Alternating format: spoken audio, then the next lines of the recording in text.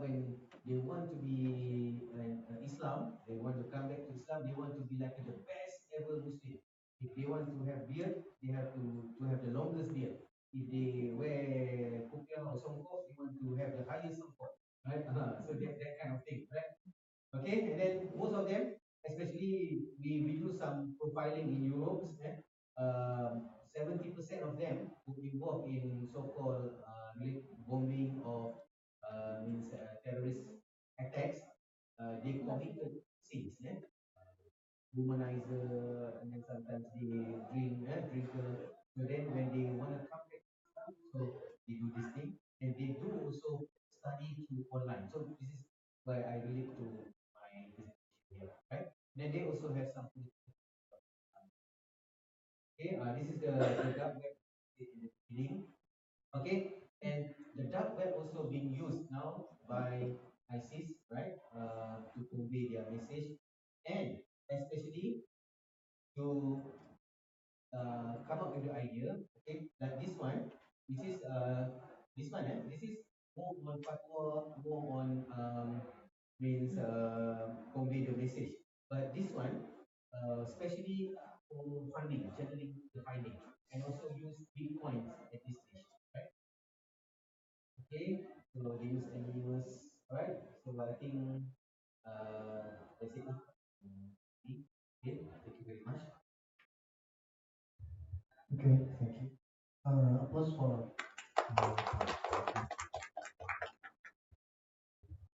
Okay. Next speaker will be Lily.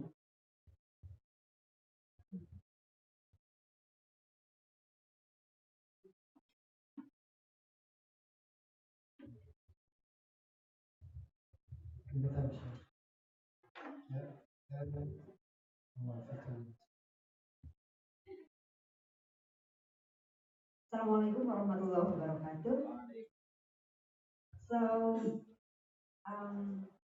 my paper here is course of hijrah in Hanan Atak video.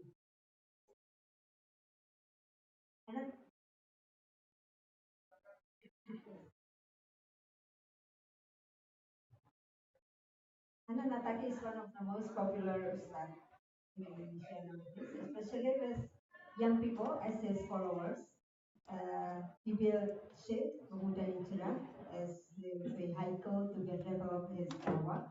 He uses also YouTube as his official channel for disseminating his proselytizing videos. These papers aim to answer the question of how the concept of hijrah is represented through his videos of preaching that are delivered in YouTube. The study employs critical discourse analysis with 3 levels of analysis. And this study argues that defining hijrah is not as simple as change or shift. In fact, that Hanan Ataki's followers are from young people, not only those active in the mosque, but also those who are commonly not close to the mosque. The discourse of hijrah says that dynamic online authority supported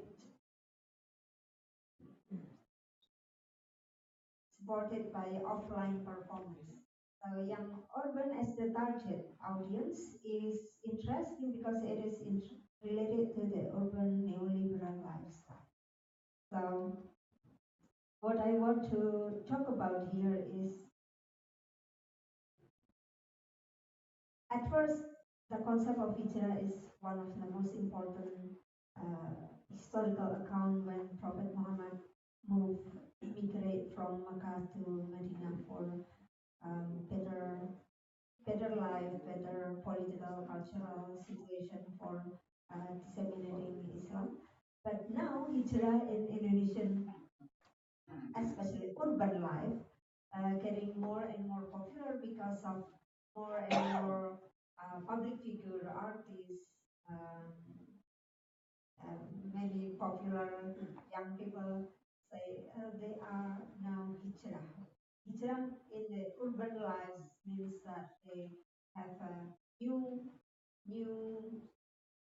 custom terms, new performance, new appearance, something like that. And Hijrah in these videos in Hanan Atakis is more interesting with this analysis. Okay, I'll show you. This is the Hanan Atakis video. You'll find out the picture, profile picture of this Hanan Ataki, and you'll find out not Ustad who is wearing white robes or um, kopiah or turban or anything that is usually associated with Arabic style. But Hanan Ataki uh, presented himself as a casual one. Not only his appearance in YouTube, but in his live show, and then Ataki also did the same.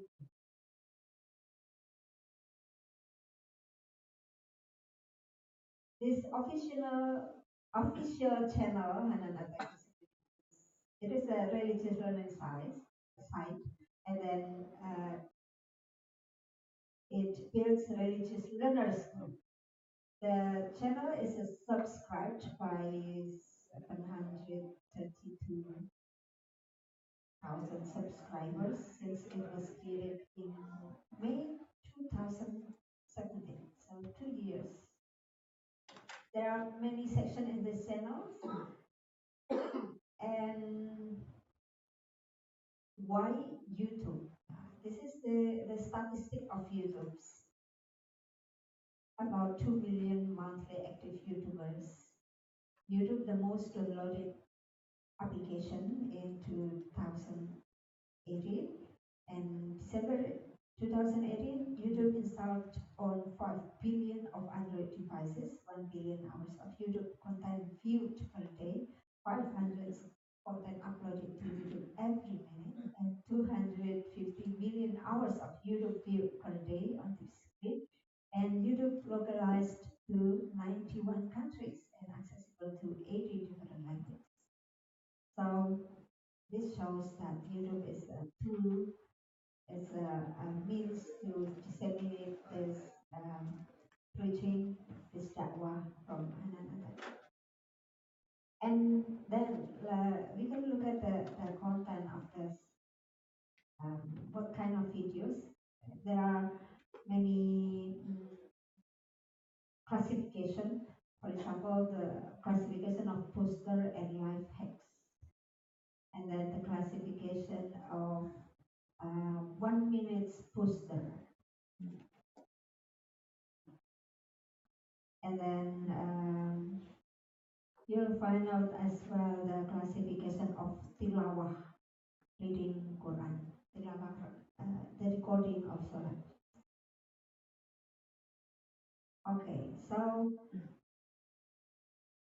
I have comment on the identities as the millennial Ustad, and then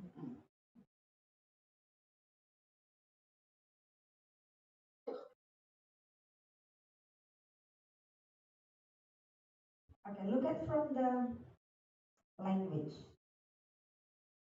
The language that used in the videos, it shows the negotiated global and local identity. We use sometimes English language, Arabic language, informal language, language of new media, language of urban young people. The English language you can find out in the titles, especially the titles of the poster and life hack. The title in a 1 minute poster. Maybe it is interesting to think about why he uses English.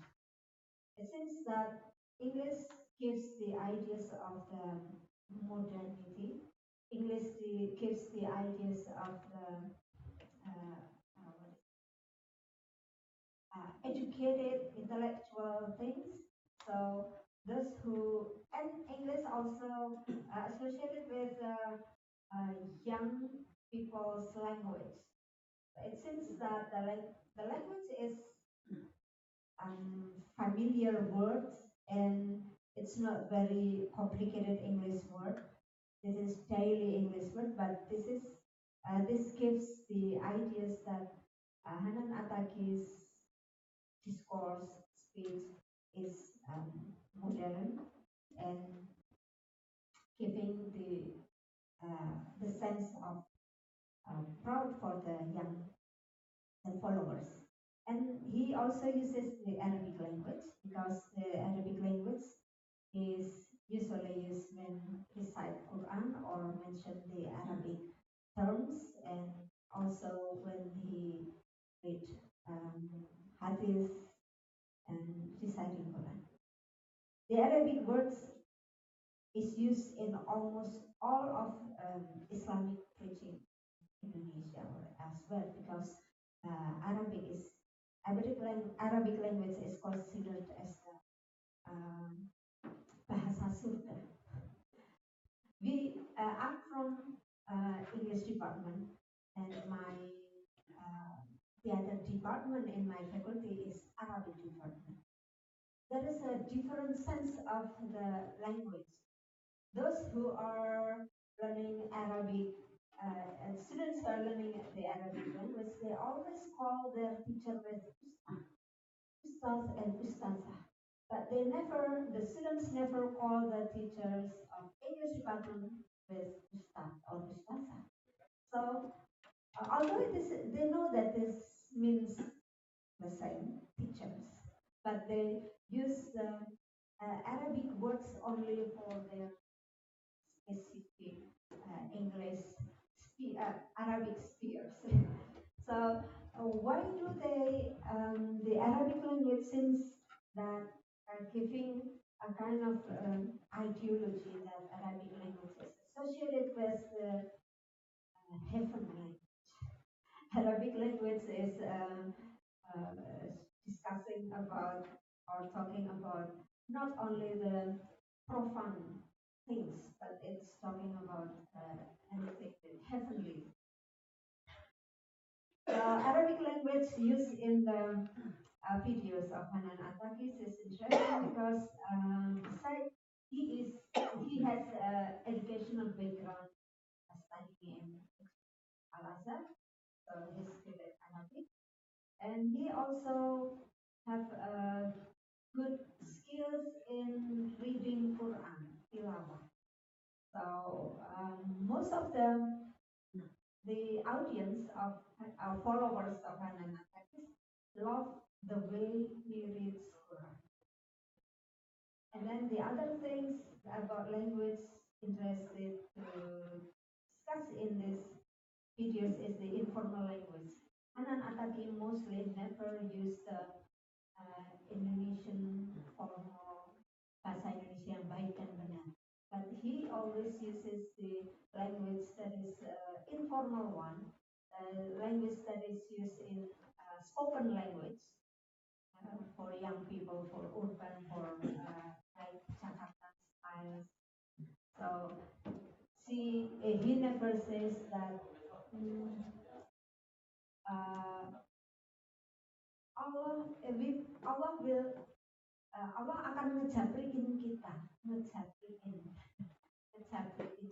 Jabri means private message, private message. Let's say jabri, ngejabriin. So the word is always informal, but it is easily understood by the listeners, the audience, and they feel close with that language. So this is one of the many things that Hanan Ataki's strategies in building closeness with the audience. So he not only talked to the millennial young people, but he himself construct his identity as belongs to the millennial and the language of urban young people. So Hanan Ataki's dakwah is not for young people everywhere, no. he has the specification of the audience. This is the urban young people.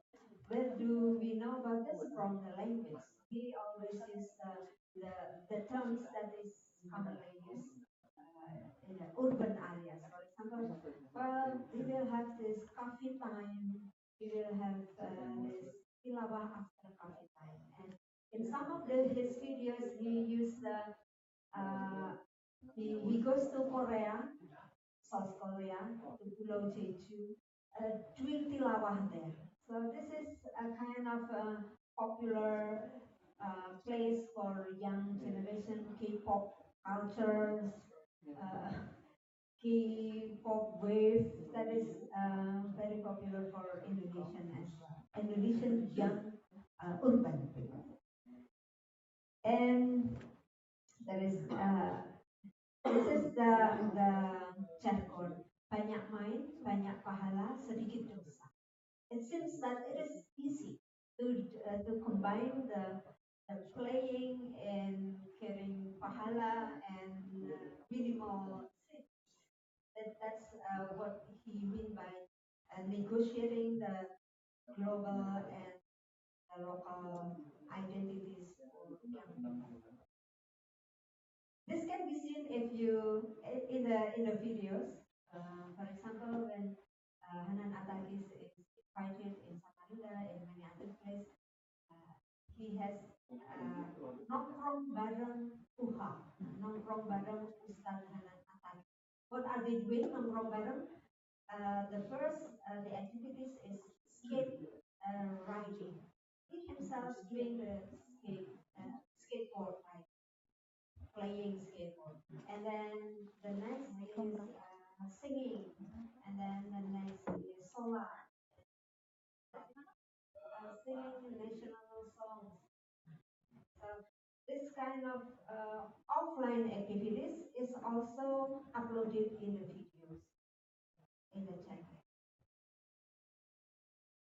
So he can be called as establishing religious authority in a practice, in a text, like in the way he interprets something. So through the language, the social media use, and the content of it. And then this one, the discourse of hijrah, negotiating un-Islamic tradition and new Islamic tradition. So this is my hypothesis or my findings. So discourse in Hanan Ataki's ideas is not only move from one vessel to the other or leaving the bad text, no, but there are many various topics that will be included in the term hijrah. So the first is establishing a new authority as preacher, ustad, online and offline. So not only uploading the videos online in YouTube and in pemudaHijrah.id, but he also using offline forums. He's ready to be invited to where, and usually he's invited in Malang, invited in the hotels, and in many places he's also invited in hotels or in a place usually you have concert and anak-anak on the concert, on the stage. And then Hijrah here also talking about the target audience. So he exploring managing the groups of young people who were so far marginalized in the sphere of religion. Usually religious in pengajian have the target for ibu, bapak-bapak, or adult person, old person. But he is doing this pengajian, religious activities, combining with young activities with the target of the marginalized young people. Why marginalized? Because most of the young people are not included in many religious groups. So urban young people are not in the activities of Muhammadiyah or not in the activities of Anthony. a kind of group of people in the great amount, and this is strategic because it doesn't belong. They all not belong to this established religious organization. And what kind of things that he's talking in this videos? The first, I conclude that he tries to uh, propose the hijrah concept by building new Islamic habits. So what kind of Islamic habit? For example, in the video of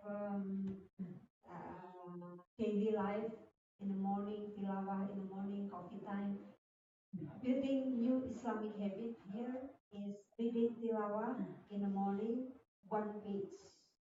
What does it mean? It means that what is called by Islamic habit here is something that can be performed, something that can be seen, that something that visually can be uploaded. So he's reading the Quran, one page, and he's uploading it to the YouTube, and the audience can read together or can enjoy this at the same time or different time. So this is what he is called by new Islamic habit. And then building dynamic relationship between Ustad audience surrounded by online internet mediated communication. So his relationship with his audience is interesting because he's not only preaching, tidak hanya berceramah saja, but he asks the audience, he knows what are their hobbies, and he tries to be involved in that group. And then the other findings that I highlight here is he strengthened the importance of hierarchy, especially in decision making. His videos is under the title Empat Cara Meraih Mimpi. People think that, oh, to get success, there are four things, something that is very pragmatic. But then inside the preaching, he's talking about istiqoroh, istikhara, istisfa, and the other things. So he's talking about who is what is the hierarchy. The most important one is getting the guidance from Allah. The next is getting the guidance or the saying from ulama. The next is from the teachers or ustad, and then from the other thing is something like that. So he's a kind of strengthening the structure, the hierarchy of decision making and of producing knowledge. So everything must be involved in or must be involved in any kind of business of yours. That's the main ideas. And then the performance online and offline get much important highlighted from the audience because the interactive aspect of the online videos. So in the videos, there is a kind of questions, comments, and interaction between the audience and the and Hanan Ataki. So this kind of interaction give the ideas for Hanan Atakis to produce another topic for for his videos. And then one critical things that I will show in these videos is that Hanan Atakis always giving one single interpretation or one answer. Samikna wa atokna. So if there is no other means there is no other interpretation means there is no other question. If this is what Allah says, so you have to listen and do it. I listen and I obey. So this is a kind of that make the conservative turns in Indonesian young peoples in especially in the urban areas because people um, are not encouraged to think anything critically, questioning or anything. They just what's your problem and this is the answer. So this kind of things is dangerous in many ways because people who could not critically thinking is not able to solve the problem in many various aspects. So okay, the last point is that my conclusion is online and offline strengthen each other to build the authority. I've talked about the non-profile. And then,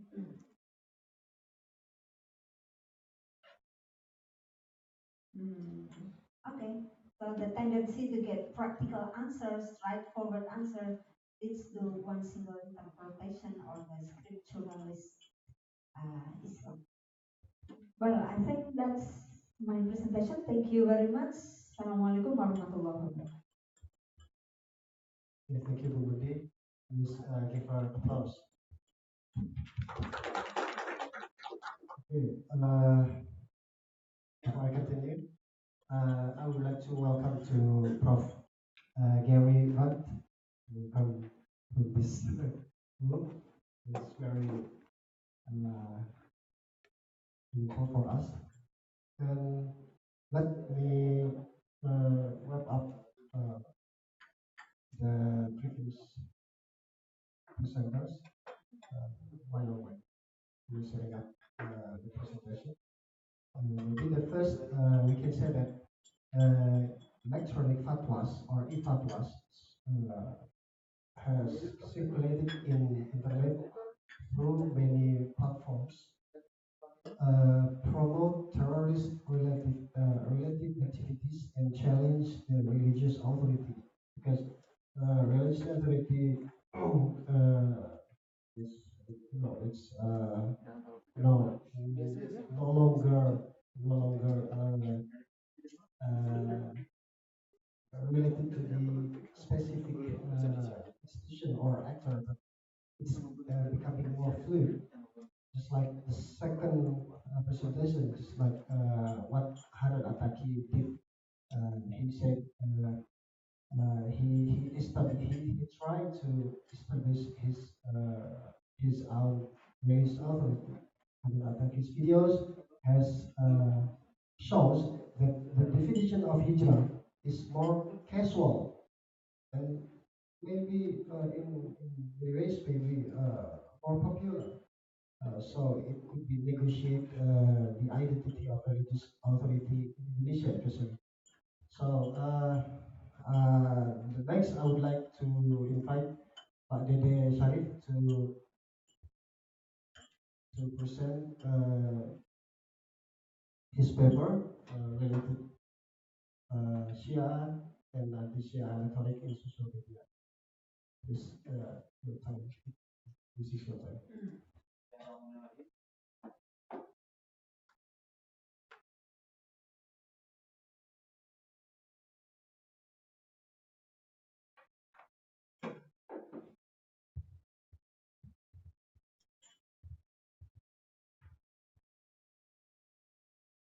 Bismillahirrahmanirrahim. Assalamualaikum warahmatullahi wabarakatuh. Hello everyone, thank you for joining this room. Today I'm talking about the contestation of digital authority within Sunni Shia relation. I have been joining Facebook group since 2011 with Shia, anti-Shia group, and also few years ago I invited to join the WhatsApp group from Ijabi, Ikatan Jamaah Ahlul Bait in Indonesia. Actually, those two groups are in conflict since maybe it's an old and everlasting conflict.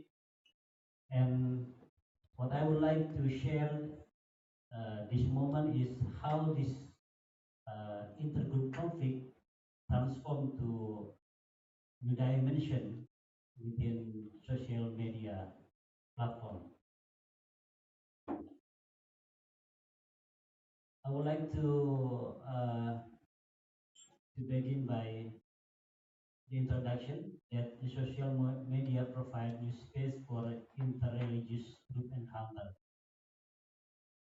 Uh, some of the members of those two opposite group are never encountered in offline way. I found that the people who join the anti-Shia group, they don't even know who is the Shia people and where they are live. But during the conversation, they always share and sending message saying that Shia are heretic and heretical. Shia adalah sesat. Even they don't even know who is the Shia people in Indonesia. So there is new transformation, the offline encounter to digital or cyber one, and it's also uh, transform the previous Tunisia conflict from offline to online conflict. So my question is how the social media transform religious contestation. Uh, yeah, this is my methodology. My methodology. Yeah, I interview both Shia people and also the anti-Shia group, and I join the two opposite group. I joined the Facebook group. The anti-Shia Facebook group calls uh, Kasih. The name of the group is Kasih. Kasih is Komunitas Anti Shia Nusantara. Maybe they have to put the word Nusantara to emphasize, to strengthen, to emphasize that this is Indonesia. Yeah, the same terminology for Islam Nusantara.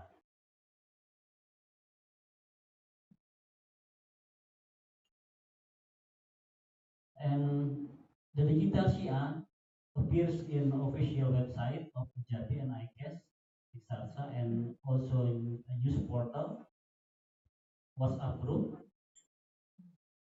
And based on my finding, the content of those online appearance of Shia is more information, news and tausiah, and the content is more informative, and there is no propaganda saying that yeah, Sunni as heretical or apa Sunni sebagai ajaran yang sesat, but uh, the the the Shia in online media, they're trying to campaign tourism. They try to show to the others religious group that we have lived together as part of NKRI. But on the other side, if we look at the digital anti-Shia, it's appeared in official websites such as National Alliance of Anti-Shia or Aliansi Nasional Anti-Shia, which is declared in Bandung, and also they have a Facebook group. It's called Komunitas Anti-Shia Nusantara or KASI, and also they have WhatsApp group. And the content of this anti-Shia group, more to uh, campaign or campaigning about the heretical of this madhab, the propaganda of anti-Shia sentiment, and uh, the interesting in social media of this anti-Shia group is they articulating the way how uh, they judge the Shia with meme or images, photos.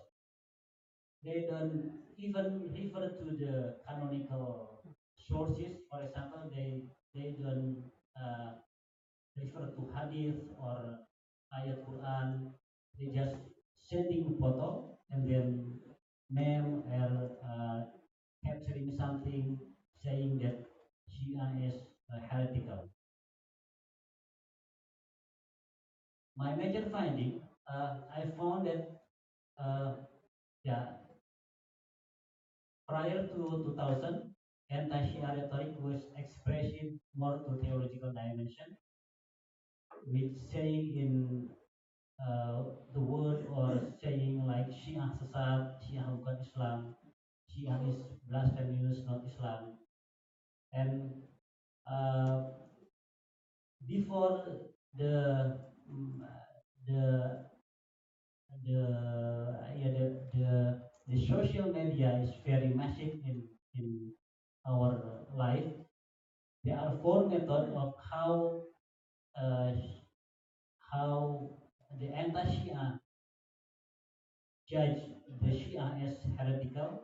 They they conduct seminar and then publish book and they preach, and also they were requesting government to ban Shia. So for that strategy, the product of the anti-Shia is fatwa and tausiah. But maybe around 2015, the BBC Indonesia reported that the use of anti-Shia word had reached over 39,000, and this number is higher than the use of the same word during 2006 to 2011, which was very rare. And even in 2012, the appearance of anti-Shia rhetoric did not reach even to 100 times. So the social media provide new environment, provide new space for anti-Shia rhetoric to increase. And, and the actor of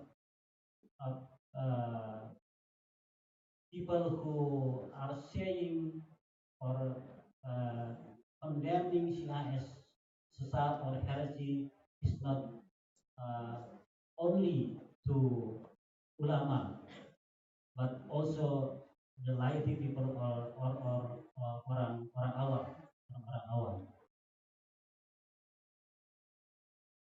So this is the transformation of the strategy in contesting our authority between Sunni and Shia. The first one is offline authority. It's more to seminar, book publication, preaching, appealing to government authorities. And then in online contesting authority, it's more political. It's relating to the pilkada or election. So the in the contesting authority is more to symbolic violence and anti-Shia campaign in social media referring to non-canonical shows. They don't refer uh, to hadith or Quran. And the actor is more to laity people or orang-orang awam, orang-orang biasa. They are they don't have academic uh, background, but they also can articulate their statement. And the articulation of the anti-Shiism is more to common people expression, ucapan-ucapan biasa. And I come up to my conclusion. The new digital public sphere function as public sphere to struggle against discrimination. The new visibility of this minority group make them more accepted by some religious group, but at the same time become more vulnerable to others. The application of social media transform the way how religious authority constructed from sacred to become more daily expression, referring to non-canonical sources. I would like to show some meme and photos which is circulated among Entasia group. For example, these pictures uh, show to us Syiah ajaran homoseksualitas. The member of the Entasia group just sending this meme, this photo to confuse that look what the Syiah people do. And then something like this, tidak ada konflik Syiah versus Sunni, tapi adanya hanya Syiah versus Islam. So they put Syiah not as part of Islam, but outside of Islam. Karena sejatinya Syiah bukan Islam, Muslim wajib tolak. This is the last one.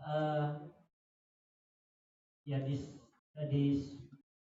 pictures also circulated among anti-Shia social media, saying that to let Shia growing in Bumi Pertiwi in Indonesia it is as related for time bomb. Jadi membiarkan Shia hidup di Indonesia sama saja dengan membiarkan bom waktu kehancuran kita. That is how the social media transform the way how people condemn or judging particular religious group as heretical. They don't they do not refer to canonical sources. For example, they do not cite the hadith or the Al-Quran to campaign or to dakwah to the other people that okay, Shia is sesat. They just click and share the meme or images like this. I think that's all. Thank you. Assalamualaikum warahmatullahi wabarakatuh.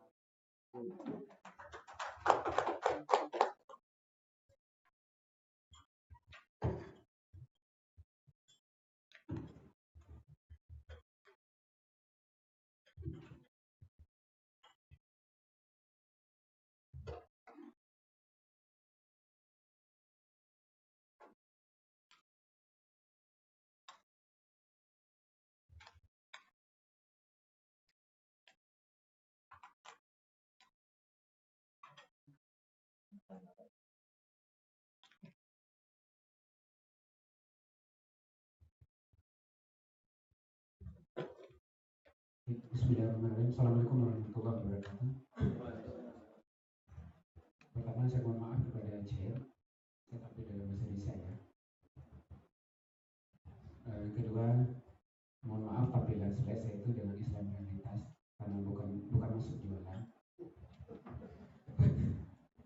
Silakan disubmit. Pertama, ini adalah bagian kecil dari presentasi yang telah dikemukakan sebelumnya oleh para peserta yang luar biasa. Tentunya ada bagaimana mereka memproduksi media itu dalam modifikasi propaganda. Pertama tadi itu ada pupuk Mbak Mudi itu di kanan Ataki dan ADD di Syiah ya, Syiah. Saya mengambil bagian di kasus di Sumatera Barat. Bagaimana sudah terjadi kontestasi perebutan antara otoritas keagamaan dengan menggunakan media-media baru itu dalam kasus kampanye mereka. Pertama, kita sepakat bahwa Indonesia merupakan negara Islam yang ketika bicara tentang otoritas agama itu akan terjadi perbedaan pendapat atau tidak ada otoritas tunggal. Mungkin kita akan diskusi nanti dengan perbedaan apa perbedaan antara Malaysia dengan Indonesia. ketika bicara tentang otoritas agama tunggal. Karena kita masih menganggap bahwa Arab Saudi dan Malaysia itu masih mengakui adanya otoritas tunggal dalam otoritas agama tunggal. Beda dengan Indonesia. Beda di Indonesia begitu banyak beberapa yang mengaku sebagai otoritas agama, terutama banyaknya organisasi keagamaan itu yang sudah mengeluarkan fatwa, di antaranya mungkin ada perkembangan baru yang untuk pada awalnya Indonesia sudah memiliki MUI sebagai otoritas keagamaan tunggal yang fatwanya diakui dan diikuti, tapi setelah era reformasi dan belakangan ini MUI sudah terjadi beberapa istilahnya penyebaran pengakuan identitas otoritas keagamaan itu, adanya organisasi keagamaan dan adanya gerakan keagamaan, bahkan ulama-ulama secara individu sudah mengakui adanya semacam otoritas keagamaan. Dengan demikian kita punya hipotesis bahwa pada saat ini otoritas keagamaan itu sudah mengalami sebuah perubahan yang sangat dinamis, jadi tidak bersifat kaku lagi. Nah, dalam hal ini beranjak dari beberapa studi yang telah dilakukan, ada beberapa studi Islam dan media, bahkan ada studi tentang pandangan ulama konservatif terhadap media, dan bahkan ada bagaimana internet dalam mendemonstrasikan antara penelitian sudah banyak dilakukan. Dan studi ini berangkat dari sebuah fenomena yang kita amati di Sumatera Barat itu setelah pasca revolusi atau menjelang pilpres, banyak gerakan-gerakan keagamaan itu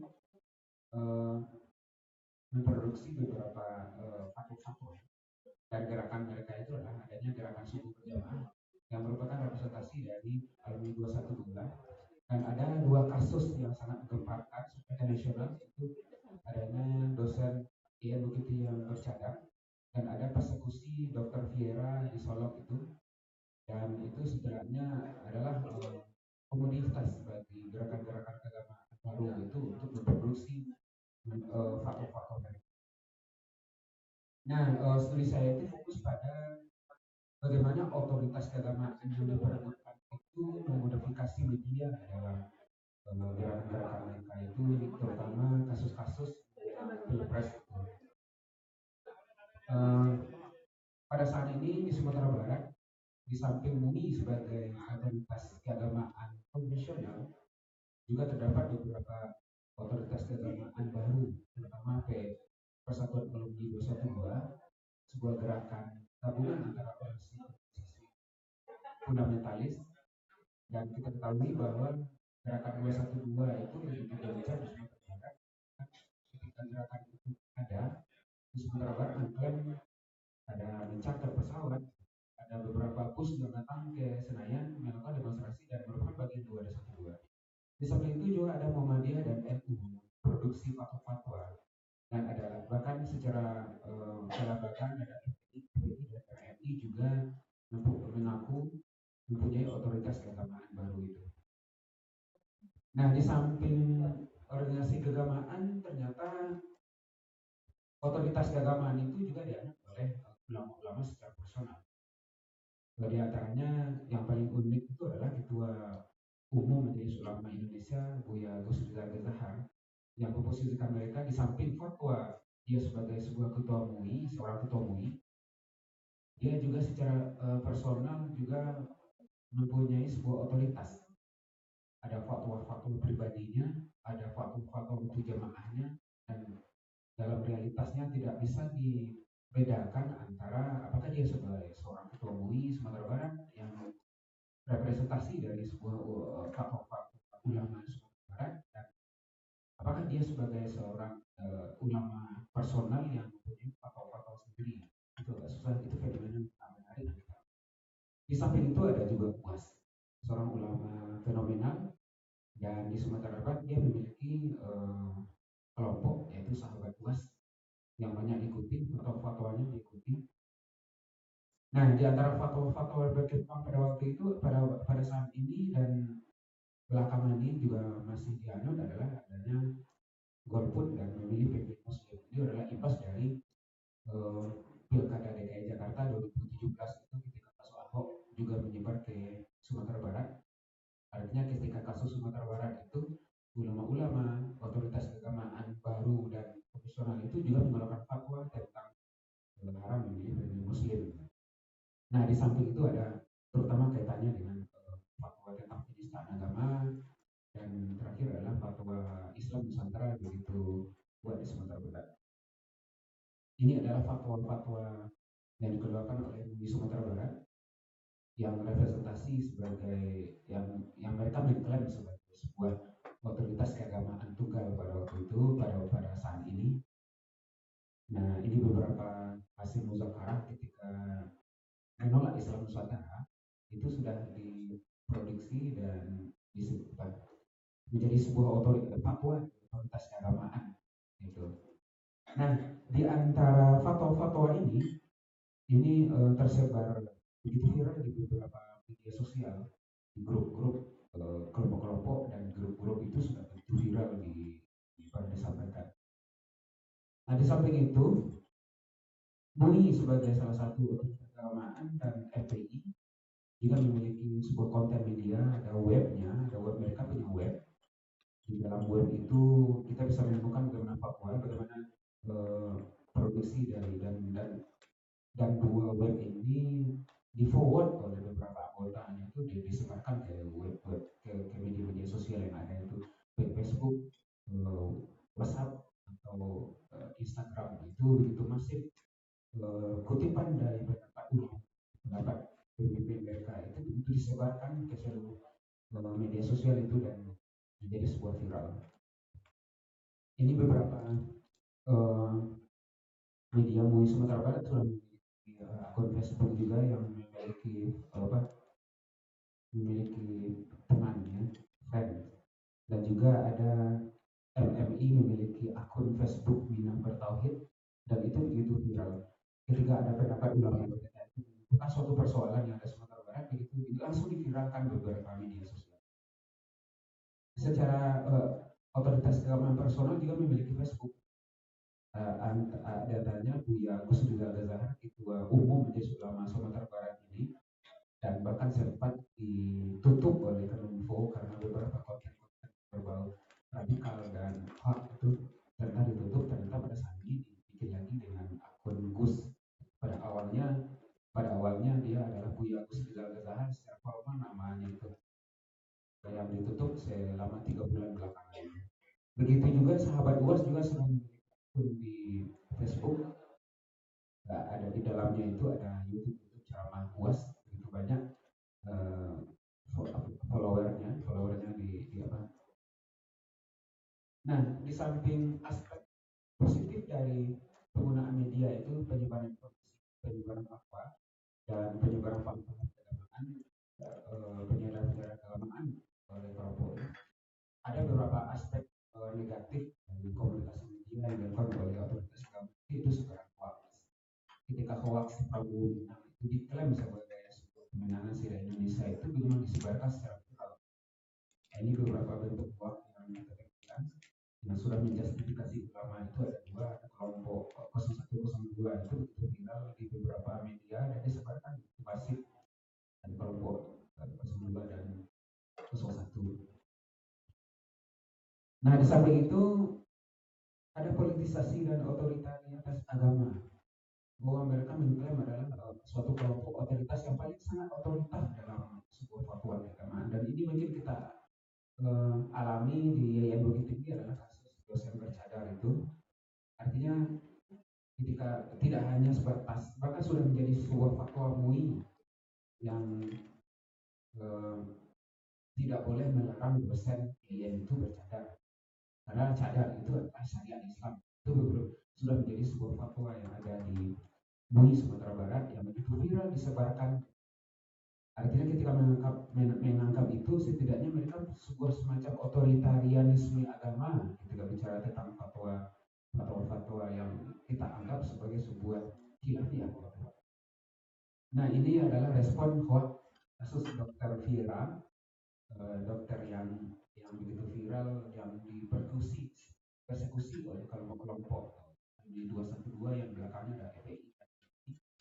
Pada awalnya mungkin bisa dikatakan ketika dia pendapatnya tentang kasus chat sang Habib ini, dan disampaikan di media sosial. Tentu kalau apa dukung-pendukung Habib ini tentu tidak terima dengan penghinaan yang dilakukan kepada ulama mereka, dan ini begitu menjadi sebuah persoalan.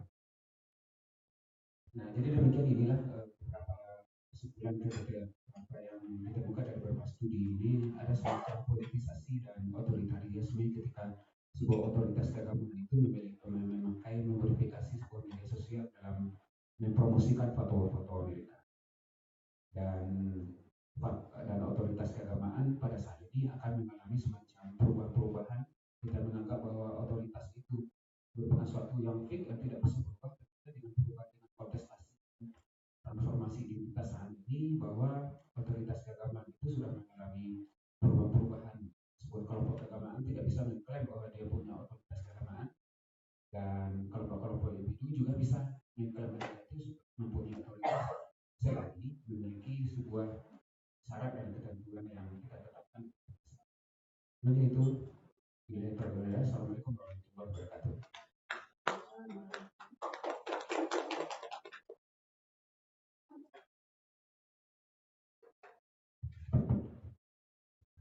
Thank you. Let me wrap up the second two presenters. But it is implied that the internet has been a place to circulate message, to attack Shia groups as heretical group. And anti-Semitism has used the internet to build and strengthen their opinion about Shia. So it's implied to the heretical labeling, but not only for ulama, but also for other people. So it's a new kind of challenge to religious authority, since the social media characteristic, the basic characteristic of social media is uh, everyone is a user, not only audience, but they can use social media to communicate what they're feeling or what they're thought. The last presented by Pak Safwan, social media has been placed to distribute fatwas from new religious authority related to the case of 2019 elections. So these new authorities has commodified the media to share their thoughts. It's still debatable and always negotiable. So we have come to the end of the presentation, and this is time for us to the session of Q&A, question and answer. And I would like to thanks to the committee who extend our times until 3:15 p.m. So I think we have one or two questions to discuss. Please, audience, any questions?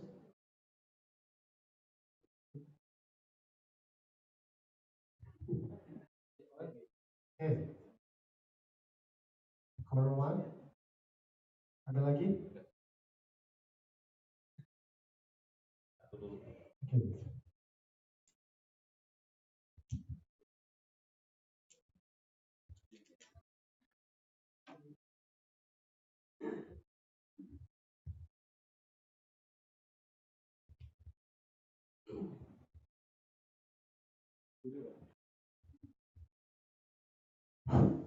Assalamualaikum warahmatullahi wabarakatuh.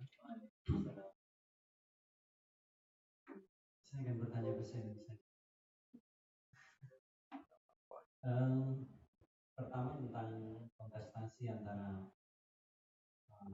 mungkin kelompok Islam yang dinilai sebagai kekuatan radikal dengan kelompok yang rata-rata kalau kita berbicara dalam konteks penggunaan media baru, selama ini dinilai kelompok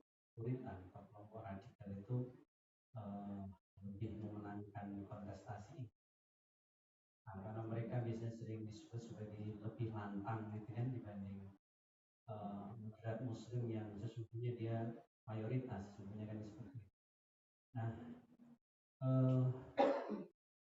pertanyaannya kemudian apa yang mungkin bisa kita kita gali kemudian, mengapa kemudian kelompok moderat itu masih dinilai sebagai tidak lebih baik di dalam penggunaan media baru di dalam menyiarkan dan mempromosikan spirit-spirit Islam yang moderat, ya.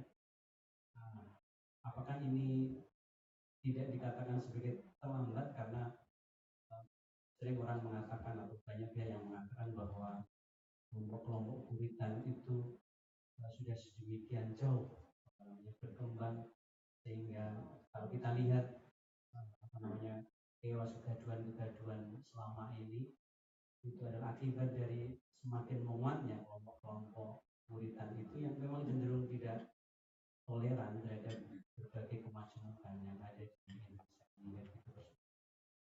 Yang pertama, kemudian yang kedua, saya tidak tahu ini mau dialamatkan kemana, mungkin nanti bisa siapa saja karena mungkin terkait topiknya sama.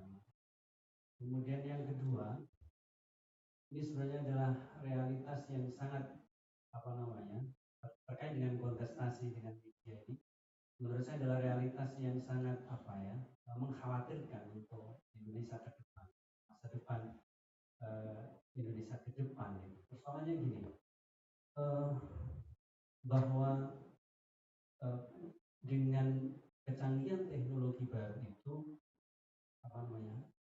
keberagaman atau agama yang sesungguhnya itu mestinya berada pada wilayah privat itu kemudian diangkat ke wilayah-wilayah publik dengan media baru ini. Maka yang terjadi adalah kemudian ketika agama yang sesungguhnya yang bersifat identitas tadi sesungguhnya bersifat privat kemudian dia diangkat ke wilayah yang bersifat publik dengan media baru online tadi, maka tidak mau dan pasti akan terjadi yang namanya gesekan-gesekan dan konflik. Nah, maka persoalannya sesungguhnya adalah bagaimana membangun mindset keberagaman kita itu sehingga mana agama yang sesungguhnya bisa dibawa kepada ranah yang bersifat publik dan mana yang tidak. Nah, kita melihat bahwa ini persoalannya adalah pada kita itu sampai saat ini itu masih susah untuk membedakan mana nalar privat dan nalar publik keagamaan. Nah itu persoalannya. Kemudian seringkali membuat gesekan-gesekan di akar rumput. Nah, maka bagaimana ini kita ke depan itu agar kita bisa mendewasakan masyarakat untuk bisa secara cerdas memilah mana wilayah-wilayah yang bersifat privat dan publik itu dalam konteks keberagaman. Saya kira dua hal itu yang mungkin bisa ditarik. Terima kasih. Assalamualaikum warahmatullahi wabarakatuh.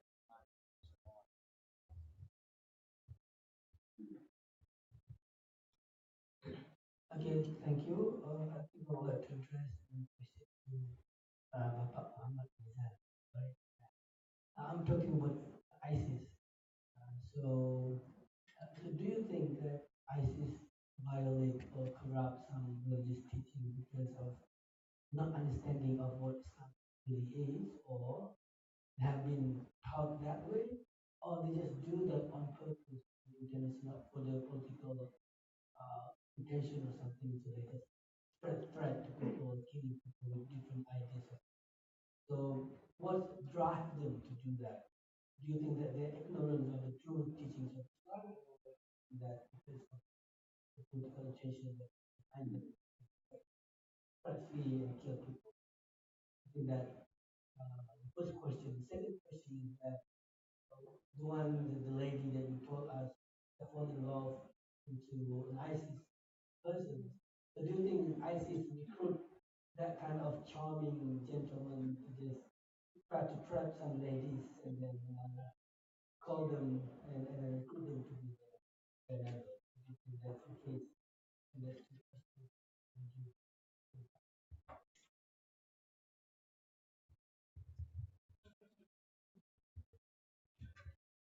Okay, thank you. Applause for the audience. Okay, the first question.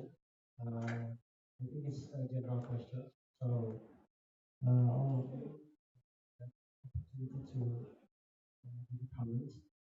And then the second was directly to partisan. So, I think we have to for the second and first one, then we can comments from.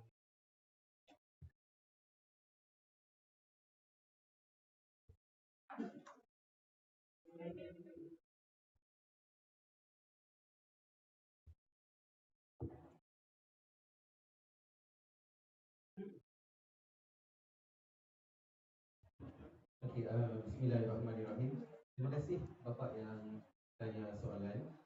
Uh, jadi pertamanya I would like to reflect on the second question which is focus on ISIS. Actually, I may answer from the last one. Okay. Okay. The last one is about that lady. Actually, her name is Farah. Okay. Then when I met her at the prison, we got one female prison, which is Hajab. It's about 45 minutes from Bandara. Right? And then she never met Ismail, and then she don't know whether Ismail really exists. So then I believe, and to reflect your question, um, they have some mechanism, right, to lure women, especially, uh, to fall in love, and then finally end up as called, they have one term called jihad and nikah, right? Jihad and nikah.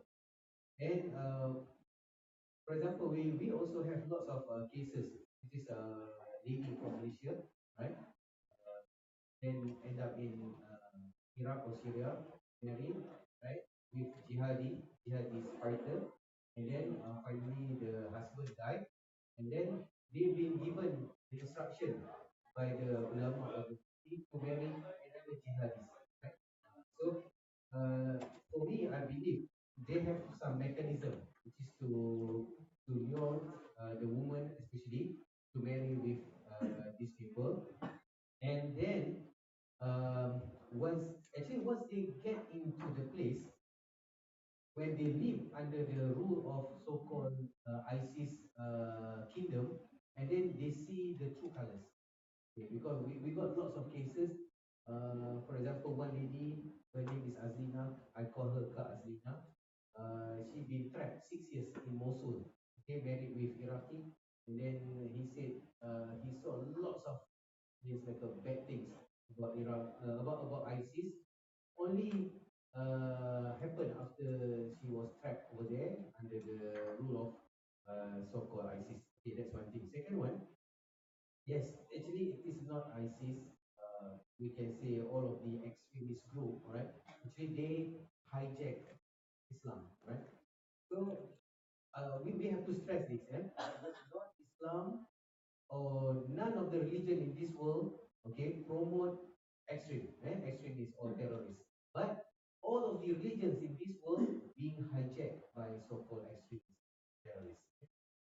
As what happened recently in New Zealand, we can see this one. I can say he is a Christian extremist or Christian terrorist. Yeah, we got recently in Malaysia, we got this Hindu Tamil Tiger extremists, right? And they start to fight with the police, right? And they ask police to catch them, to arrest them, but we didn't do that. Okay, but it means there are any religions can be hijacked by so-called extremists or terrorists. And yes, why it is happened? Because sometimes we have lack knowledge on Islam, right?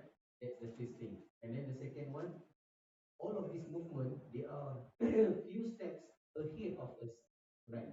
And then okay, from the presentation, okay, we see here how sometimes the smart people, especially the presentation from our brother last presentation, saying about the movement and then the use of media social, and also about your question just now, it is about the so-called Puritans, all right, compared to extremists. Actually, we quite slow in react to the system, to the means the IR or this industrial revolution compared to them, right? And all of the extremists, they are so exposed and they are means clever even compared to our intelligence, right? For example, in Malaysia, we don't have so-called really experts in dark web. Okay? But for some of the terrorists, they already have it. They already use that platform, right? And we got one case, this one pastor, right? Pastor in the church in Gereja, he's from Britain. He live in Sarawak, actually in Kuching. The this one called apa? Uh, underage male prostitutes. What's the term? I forgot.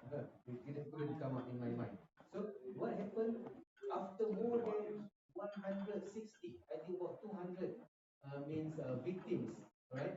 Uh, it's only discovered by the Britain's police, and we don't have that expertise, and we don't know how to track them and how to get into them.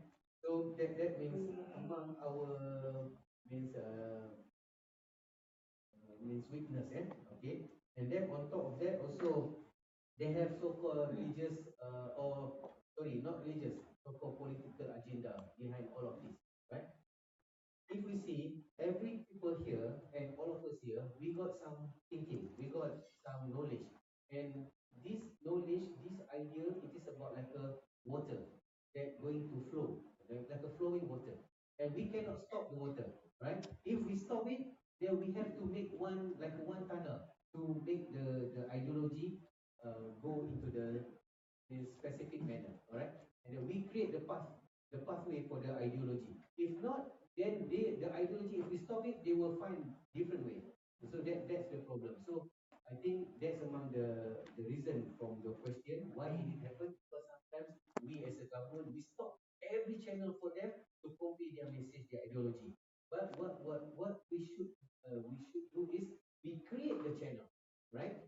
So we create the jalan, the means the way, the pathway, easiest for us to means to navigate. If we say, okay, you have to go to the right, they will go to the right. If you go to the left, they go to the left. If not, they will find their own way.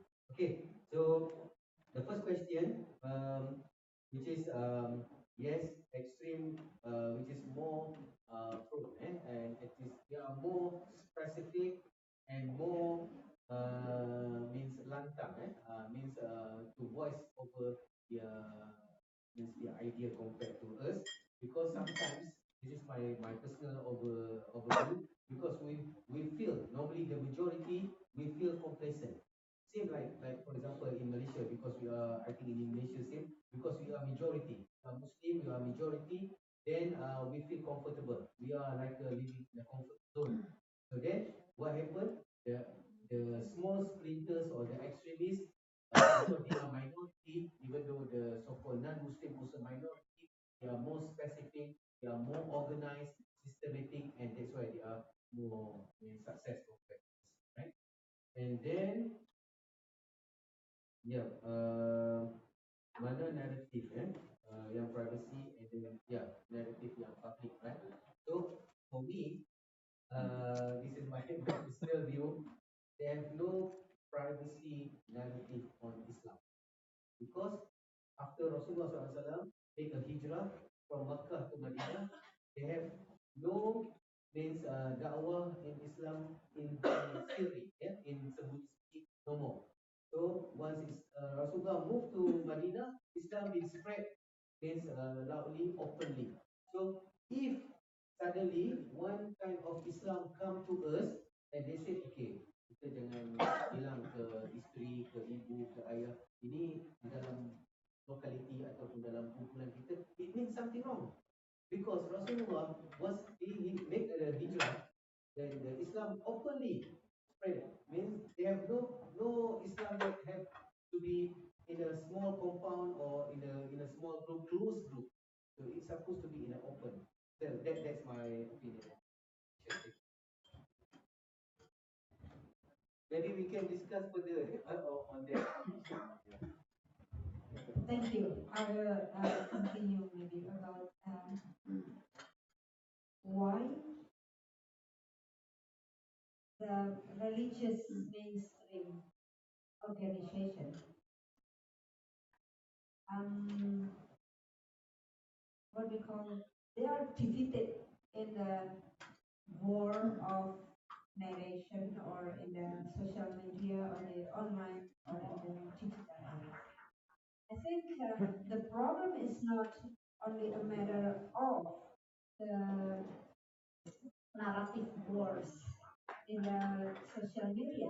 The problem is that the mindset of the people.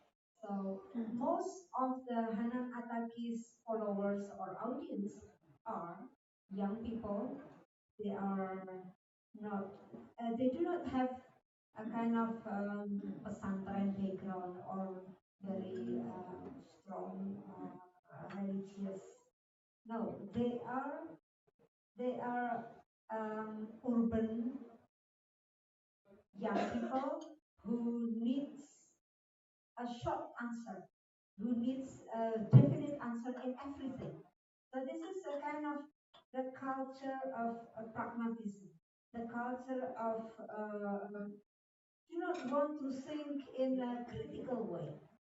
So I think the most important thing to do this is when you are able to teach that since the children since elementary schools the critical thinking, the students or the graduate students will develop this kind of critical thinking. Critical thinking is important in the lives, especially for young people, because they are not only just, well, I have this problem and I just want to know what's that. They do not think in alternative way. They do not want to think or read more. The tendency or the trend nowadays with the media, social media, or with the digital era is that people do not want to read the longer text. People do not want to think in various alternative way of thinking. So people do not build a kind of critical thinking. So I think this critical thinking should be thought, should be given to the students since elementary school. And you know the result of research by Queen Charlotte, most of the schools having a kind of curriculum that makes them intolerant, intolerant students, intolerant people, and intolerant teachers. Why is that? Because I think we need to evaluate the curriculum, especially the curriculum in the elementary schools, SKIT or any SK, any kind of elementary schools, with especially with label Islam. What kind of curriculum do they teach? Do they teach makes the students equip them with a critical way of thinking, or makes them becoming a kind of jihadist children? So I think this education from since beginning, since early age, is very important to be developed because what we see now in the for example, the young people nowadays, they are thought they are educated in what kind of schools, so that they are successful. I just want to get one answer. I don't want to think in different ways. So that kind of destructive mindset. And this kind of young people will be abused by the preacher or ustad who have the political agenda of particular schools of Islam. I mean, schools mean Salafis, neo-Salafis. Okay, that's my idea. Okay, thank you. I think the time is almost enough. So I think I have to apologize that we don't have any more time to get your comments. So as a chair of this panel, I would like to thank to all the audience uh, here, and I hope next time we can share our ideas and thoughts about the topics, especially these topics. And again, I would like to thanks to all and applause for all of us. Assalamualaikum warahmatullahi wabarakatuh.